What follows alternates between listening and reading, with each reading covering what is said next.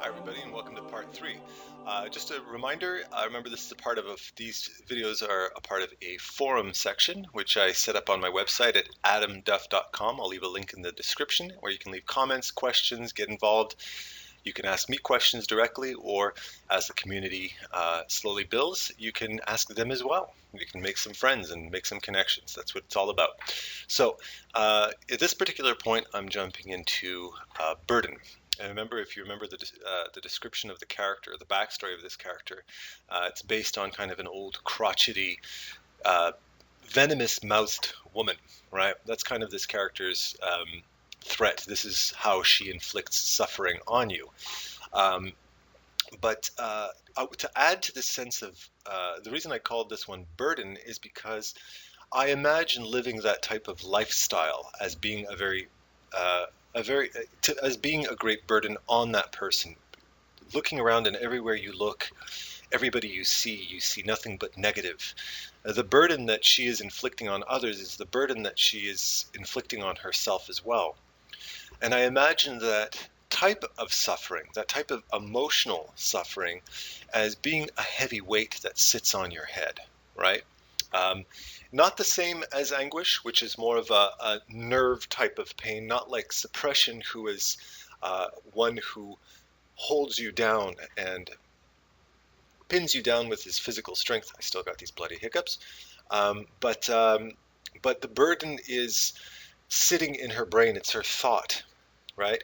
And furthermore, what adding this very heavy headdress to her head does is hides her facial features. The only part of her body that is exposed is her mouth. I wanted to put emphasis on the mouth, on the words that she spoke. So that's where this idea comes from.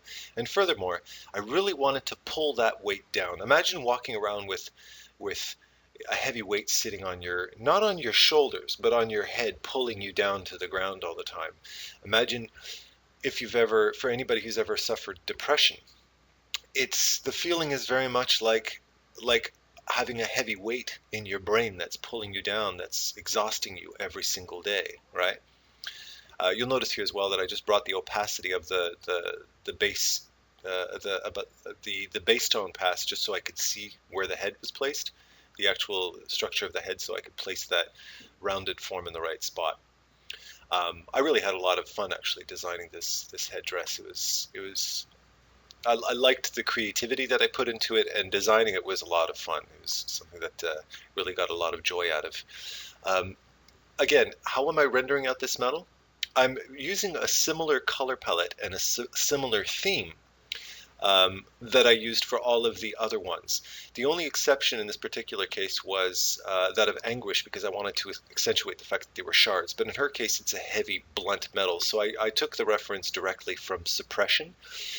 In a following video, I'm planning on putting out a following video on a new feature for Adobe Photoshop CC that they just implemented with a patch. They just patched it, and that is with libraries, where you can sample colors. You can actually make a library of assets and colors that you can use within any Adobe application through the cloud. So if you save it in the library, you can access it from any library without having to upload it. It's very handy. I've been using that lately as a color palette to capture colors. Um, and you reuse them when I'm doing multiple character designs. Now, something to mention as well from a technical and training standpoint is um, when designing characters, I personally find it uh, far much more of a learning experience to do multiple characters within a theme. The reason why, and I do this even when I'm working on my own personal character designs, because it allows you to really get into a world. When you design one character, you push it to a certain degree, and then you um, bring in another character and another character. And as you slowly live in this world and explore around this world of characters, you can push ideas a lot further. And this is excellent brain training for a designer, a concept artist when you're coming up with different ideas. Uh, so painting all of these characters in a similar context is an incredible practice. I'm actually thinking of, I haven't yet started on anything yet, but I'm actually thinking of following up this series of paintings with angels, going kind of the polar opposite direction, and doing angelic type of designs. Uh, one of the reasons I got that idea was because I love the I love the design, the angel design in the game Diablo. I played Diablo 3 for quite some time. I have a couple of videos up on my YouTube channel of me playing it when I have 2 seconds to myself. Um, but I love the way they designed the angels, and I was fancying the idea of doing my own series of angel designs, but in the context of these demons.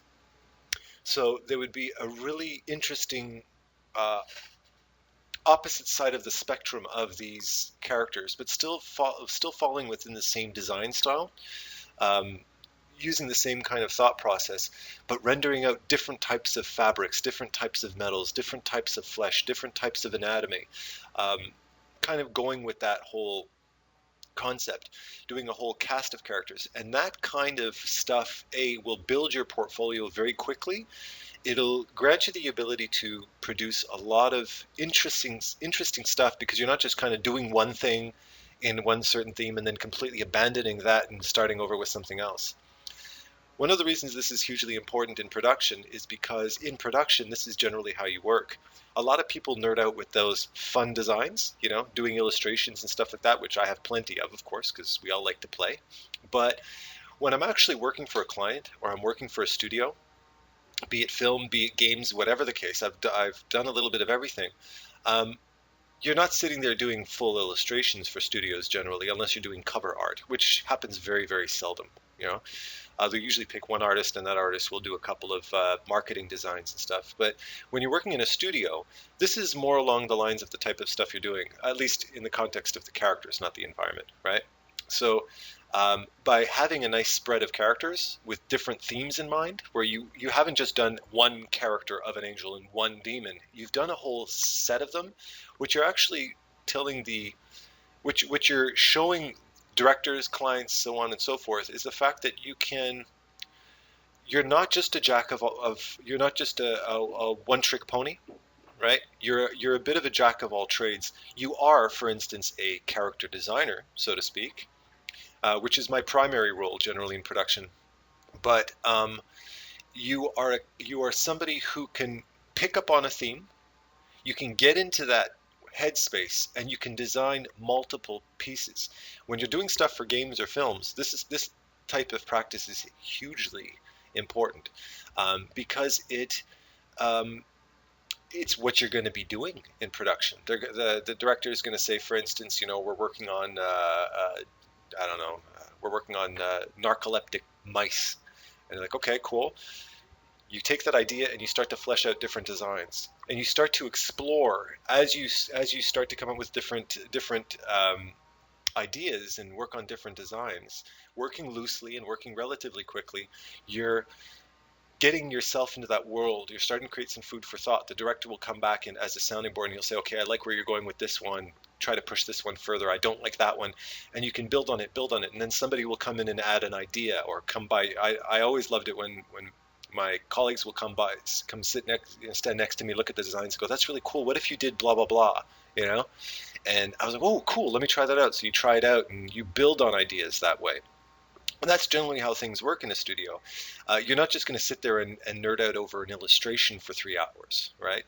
Um, but working on an illustration, of course, is a fantastic way of get your creative juices flowing and that kind of idea. But generally in a studio, that's far less often the type of work you're going to be doing. So this is why I wanted to put this character design series together, to show you um, what it's like to actually work in the industry. If you're designing characters, what type of approach, how are you approaching your designs? How are you finding inspiration? How are you coming up with original ideas? How do you push those ideas, right? All of that is stuff you're witnessing me do right now, okay? And you can start very, very basically. You don't start with anything too fancy. You start with very simple shapes. You're working out different silhouettes. Then you start to explore how these characters are going to be formed in like what the three-dimensional forms are like. And once you've established that, it's all a question of design. And once you've found a design idea that works, keep going with it, keep building on it. In my particular case, I'm working with metal, right? I'm working with metal, and the personality is based around suffering. That's all the direction I need to produce hundreds of designs. I can keep going on with this indefinitely, right? And as you do more and more and more, you get better and better and better at it. Here's a very important fact to mention to you, and that's the fact that I'm very often approached, any artist who puts themselves out there, like myself, are very often approached by other artists asking a very common question. How do you find your style? Is it better to have a portfolio that has a wide range of stuff, or is it better to have, is less more? There, this is kind of a bit of a topic for debate, but from my experience, not only working as an artist, concept artist, designer for film and games, but also working as a director and supervisor, um, I generally prefer a more focused portfolio. I prefer a portfolio that says, this is who I am, this is what I'm good at. The reason being is because that's what's going to that's what directors are looking for. They're looking to hire you for a specific task. Yes, they might need you to do characters and environments. That's definitely true. But they're generally looking for somebody who can fit in their mold, right? And if you're somebody that has a little bit of cartoon, but they're so-so, a little bit of concept art, but it's so-so, a little bit of 3D animation, a little bit of 2D animation, but you're kind of a jack of all trades, but a master of nothing, my guess is you're probably not going to have a lot of success with that. But if you can take the time to really work on a portfolio and say, this is my strength, then generally what's going to happen is as you get better at it, more and more clients and directors are going to start to catch wind of your work, and they're going to start to hire you for their projects. Your work is going to inspire them, and they will hire you based on that. Think of artists that you know that are well known in the industry. Think of Michael Kucha. Think of Bobby Chu. Think of Sam Nielson, to name a few schoolism guys. Think of Darken. Think of Tyler Edlin. All of these guys have a trademark style to them, right? They are like Tyler Edlin is, he does do character designs. He does them quite well, but he's an environment guy. I mean, I can't hold a candle next to this guy when it comes to environments. Think of Bobby Chu, okay? Think of what does he do? Well, 100% of his work is quirky creature designs. That's what he does. You look at Darken, he's fantasy. There's a bit of sci-fi in there, but not much. But he's fantasy. He's epic. He's epic creatures. He's, magic and grit and detail. That's his stuff, right? When you look at his work, you know who did it. You don't need to see his signature to know who did it, right? If you look at Sam Nielsen, if you look at the Michael Kucha, he's mostly a creature and character designer, right? That's 90, pretty much. You look at his portfolio, that's what you're going to see. What you see is what you get, and it doesn't necessarily mean that they're only capable of doing those things. Like if you look at Michael Kucha's work, his environments are quite beautiful too, but his environments are always secondary to his characters, right? I strongly suggest you explore that. You ask yourself that same question and explore that in your own work. I do suggest it. I do suggest as a learning process, as you're getting to know yourself, um, to um, uh, explore both venues. Explore classical painting. Check out some of Noah Bradley's videos on master studies. Look at fine arts videos. Look at traditional paint versus digital painting. Look at environment art. Explore them because you're going to find that there's certain things that your brain will naturally gravitate towards and will naturally feel comfortable with, right? You will have an affinity for a certain type of artwork.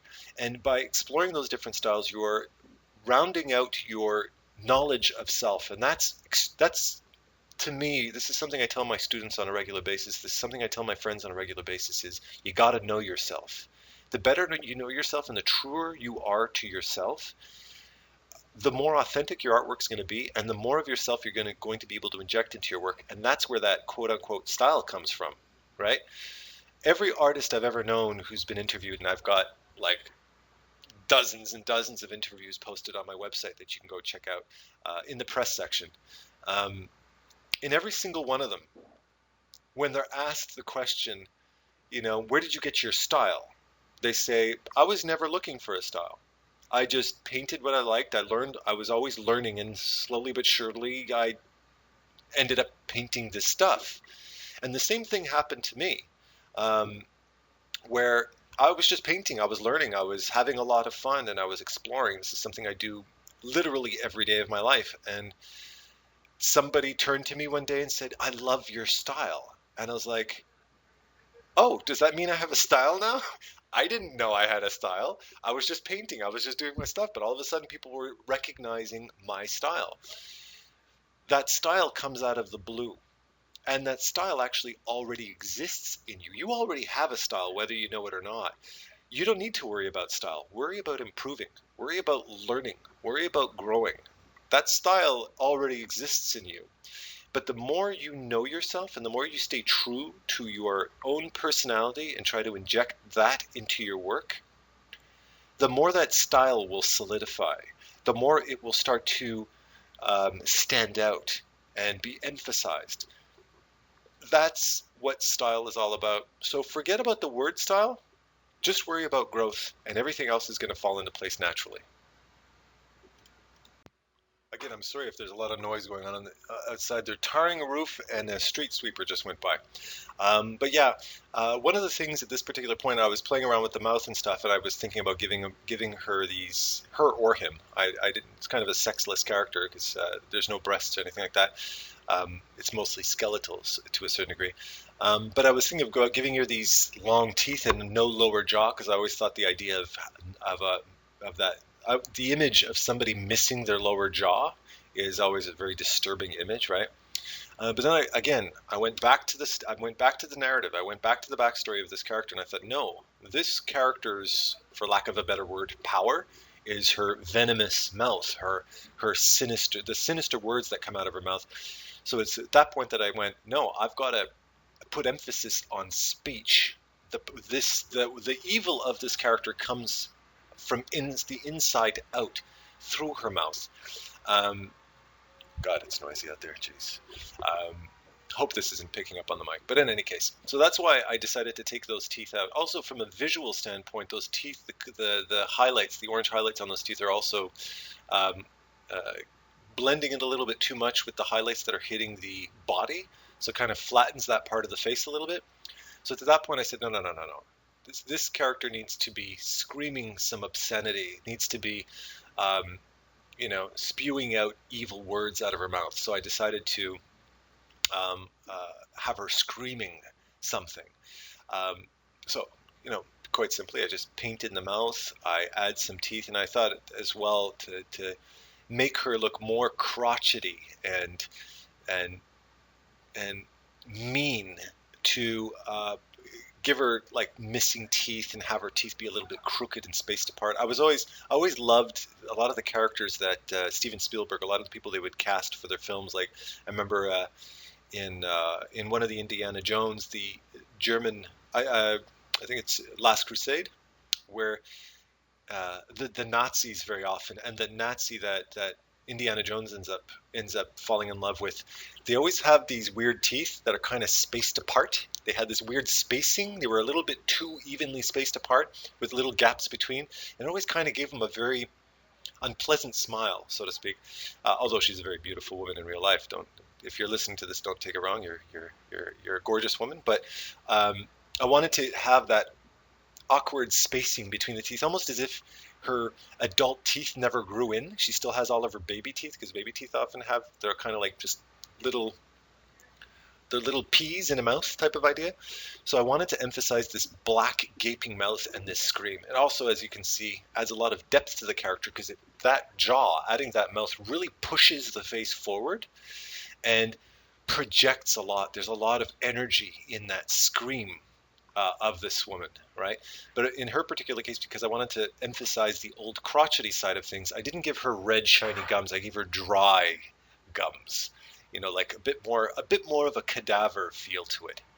And And that I found really, really added a lot. To add to the cadaver thing as well, you also notice I give her very thin, dried up lips, the way a mummy. When mummies dry up, very often you see their lips recede and they're kind of like almost paper thin. So I wanted to get that feeling as well. But that's all the time we've got for part 3. Stay tuned. We're going to continue this in part 4. So thanks for watching.